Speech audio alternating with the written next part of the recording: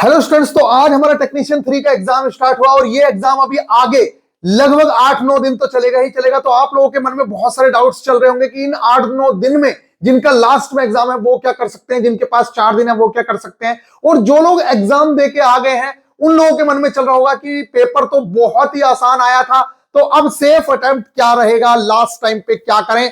Guys, जिस तरीके से, जिस कॉन्फिडेंस से मैं आप लोगों को बोलता था कि सिर्फ और सिर्फ आप अपने टारगेट्स कर लीजिए, वहीं से आप लोगों का पूरा पेपर फंसेगा। तो जिन स्टूडेंट ने इस चीज को सही से लिया उन लोगों के आप एक बार जरा थोड़ा सा रिव्यू देख लीजिए। आज ही की डेट का 20 दिसंबर का है, इसको पढ़ लीजिए। गुरुजी सच में मैंने आज आपको मान ही लिया। ये देख लीजिए, यहाँ पे पूरा का पूरा पेपर फंसा दिया। बहुत बहुत धन्यवाद। इधर आगे देखिए और देखिए स्टूडेंट्स के, गुरु भैया मुझे नहीं पता है कि आपका शुक्रिया कैसे करूं, पर जीवन भर आपका आभारी रहूंगा। ये देख लीजिए 93 अटेम्प्ट्स किया हूं, बहुत से बहुत 5-7 क्वेश्चंस गलत हो सकते हैं। यहां पे देख लीजिए, इतना सिंपल पेपर नहीं देखा मैंने, 94 अटेम्प्ट किए हैं। मजा आ गया पेपर देख के, थैंक यू गुरु भैया। हार्ड पढ़ने से कोई फायदा नहीं है, आराम से पेपर होगा, टाइम भी बच जाएगा। आगे देख लीजिए आप, यहां पे पूरा साइंस अपने टारगेट से है, 87 क्वेश्चंस अटेम्प्ट किए हैं। इसके अलावा देख लीजिए सर जी, क्वेश्चंस एएलपी जैसा ही आ रहा है, पूरा एनसीईआरटी आपको जितना बोले कम है। सर जी 89 अटेम्प्ट किया है। इसके अलावा आप लोग देख लीजिए यहां से कितने भी, ओके भाइयों चलता हूं, यहां पे देख लीजिए पूरा का पूरा, भैया नहीं राजा नाम है मेरा। गुरु सर लाइफ में पहला इंसान देखा है जो आपके जैसा, आपकी वजह से कोर्स कंप्लीट हो पाया। सैल्यूट यू, नौकरी लगे या ना लगे लेकिन आपका लाइफ टाइम थैंकफुल रहूंगा।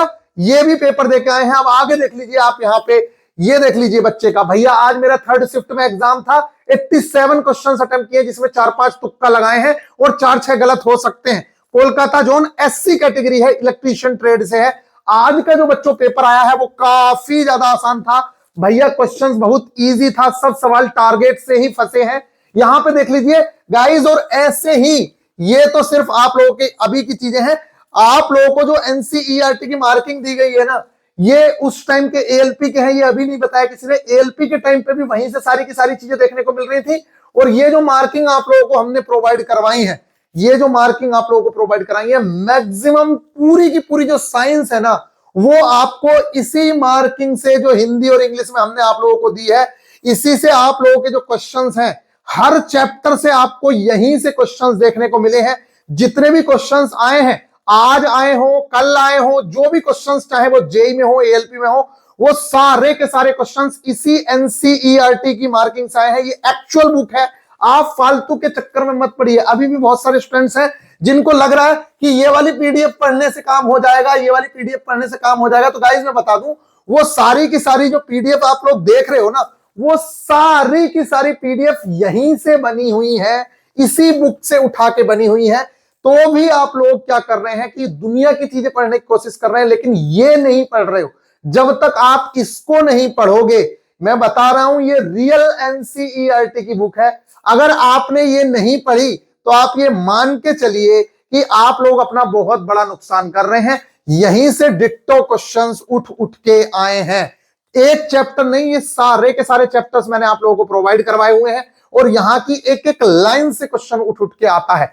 तो गाइज अभी हम लोग क्या कर सकते हैं उसके बारे में बात करेंगे। तो गाइज ये तो आप लोगों ने देख ही लिया कि बच्चे क्या बोल रहे हैं, पेपर कहां से आया है, और मैक्सिमम चीजें आप लोगों के टारगेट से ही फंसी हैं। अब बात करते हैं कि सेफ अटेम्प्ट क्या रहना चाहिए गाइज, या जिन लोगों का आगे एग्जाम है वो किन टॉपिक्स को ज्यादा से ज्यादा ध्यान दें।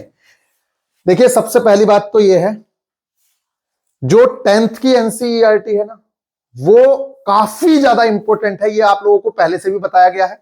इसीलिए आप लोगों के अगर सिलेबस की मैं बात करूं तो यहां पे मैंने जो सिलेबस लिखा हुआ है, ये वाला, ये जो आप लोगों को सिलेबस दिया हुआ है, कहां गया, ये देखिए यहां पे सिलेबस में सबसे पहले नंबर पे मैंने आप लोगों को कहा था कि अगर कुछ करना है तो पहले नंबर पे, हमने करवाया ये पूरा का पूरा, लेकिन मैंने आप लोगों से बताया कि पहले नंबर पे अगर कुछ इंपॉर्टेंट है तो 10th की एनसीईआरटी सबसे ज्यादा इंपॉर्टेंट है। तो अगर आप करना चाह रहे हैं तो गाइज सबसे पहले नंबर पे आप 10th की एनसीईआरटी को रिवाइज करिए, अगर आप लोगों ने नहीं पढ़ी हुई है तो।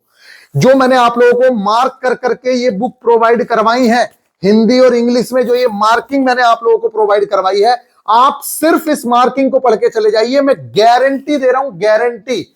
आप 40 में से 35 प्लस क्वेश्चन बड़ी आसानी से बना लेंगे। अगर आप पहले से पढ़ रहे हैं तो आप 40 में से 40 क्वेश्चन भी बना सकते हो, क्योंकि जो भी टीचर आपको ये बोलेंगे कि भैया यहां से आया वहां से आया, मैं आपको लिख के दे रहा हूं, आएगा जरूर, लेकिन अगर पूरे पेपर फंसाने की बात होगी तो वो इन्हीं बुक से फंसेगा, जो बुक मैं आप लोगों को दिखा रहा हूं।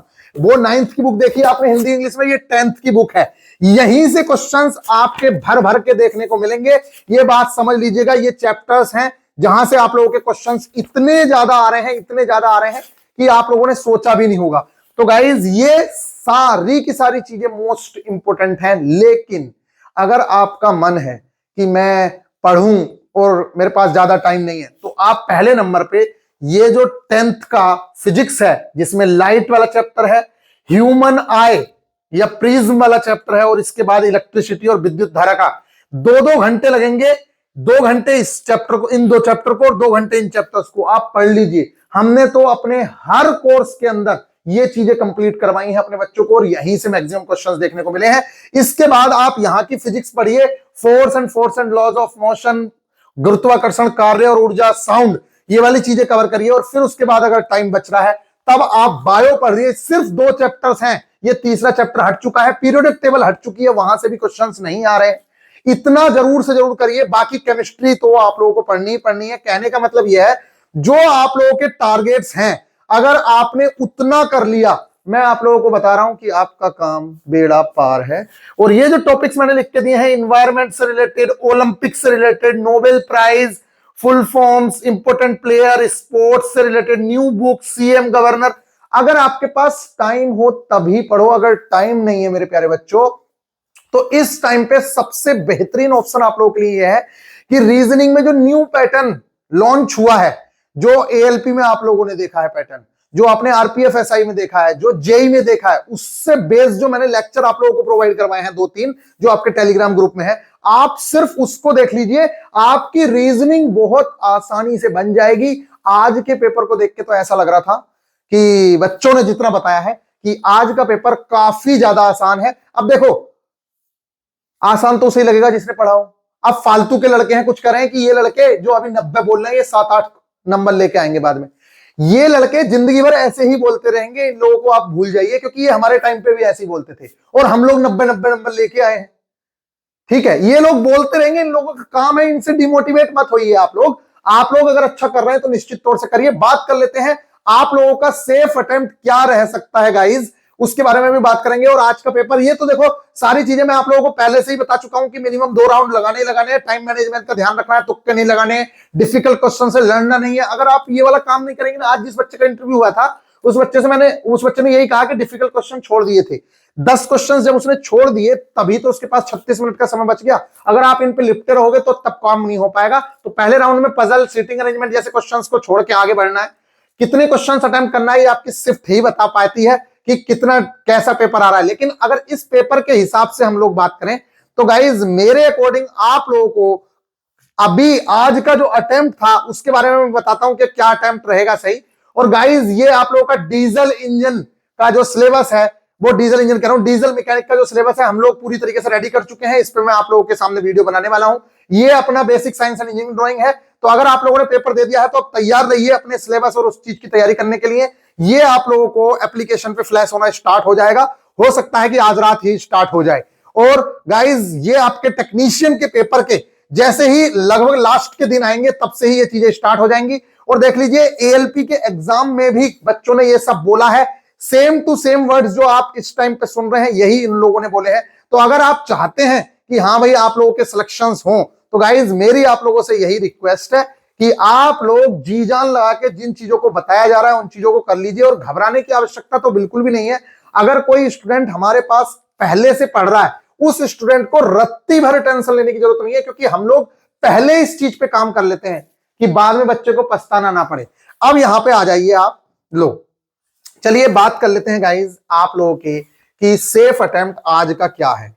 तो देखिए सबसे पहली बात तो यह है कि जो बंदा एग्जाम में बैठता है रियलिटी तो उसको ही पता होती है, लेकिन बहुत सारे स्टूडेंट्स के रिव्यू आज सुने आप लोगों ने भी, जहां आप सुन रहे होंगे हर किसी ने यही बोला होगा कि पेपर जो है वो आसान आ रहा है। अच्छा, कुछ बेवकूफ लड़के कमेंट कर रहे थे कि ये लड़का जिसने जो आपके पास बता रहा है ये कह रहा है कि एएलपी से आसान आया था और जेई के समान आया था, तो ऐसा कैसे हो रहा?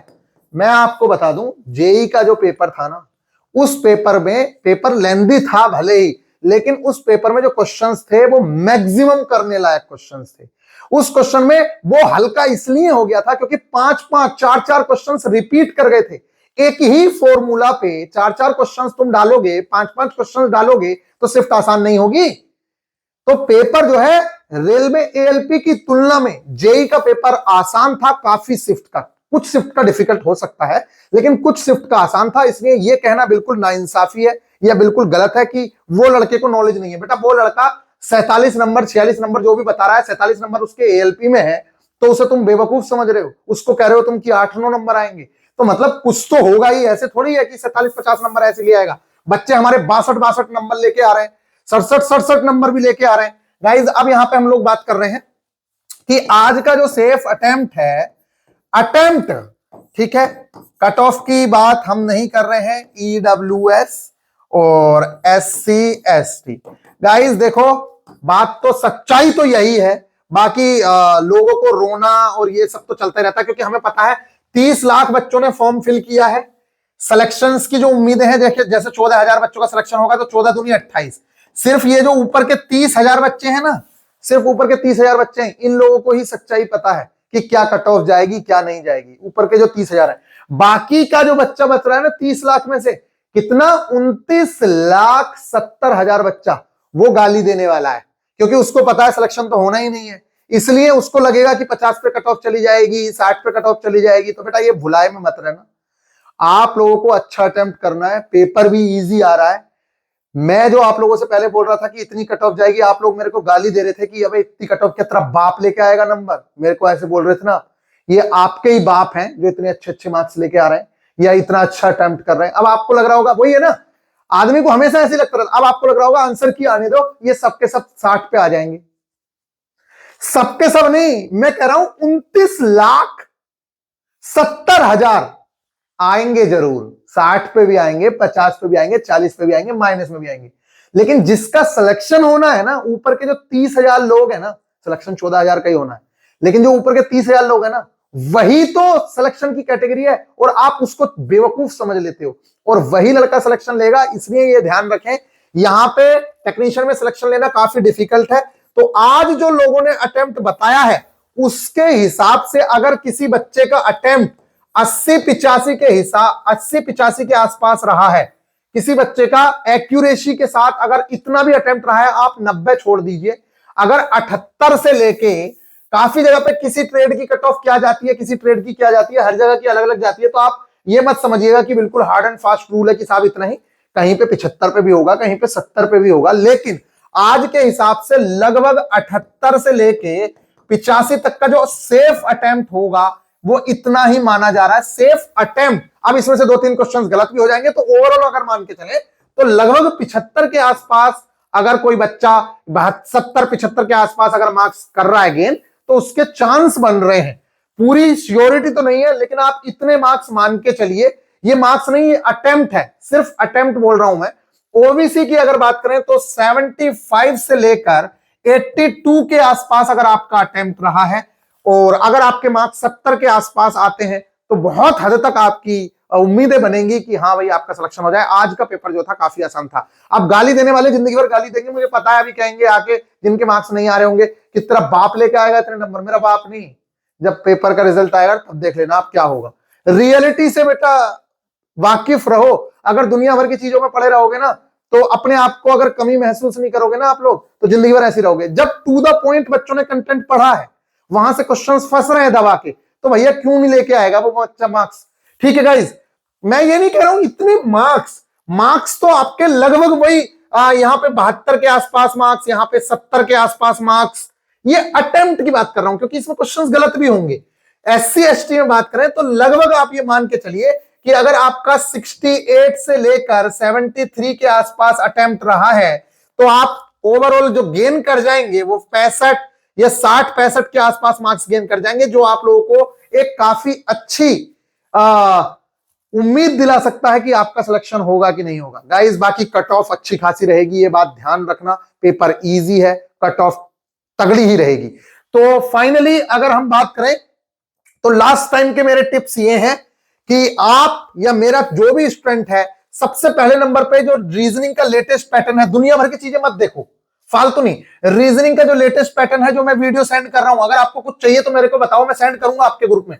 रीजनिंग का लेटेस्ट पैटर्न देख लो और आपने जो टारगेट कंप्लीट किए हैं बस उस चीज को आप विश्वास के साथ कंप्लीट कर लो।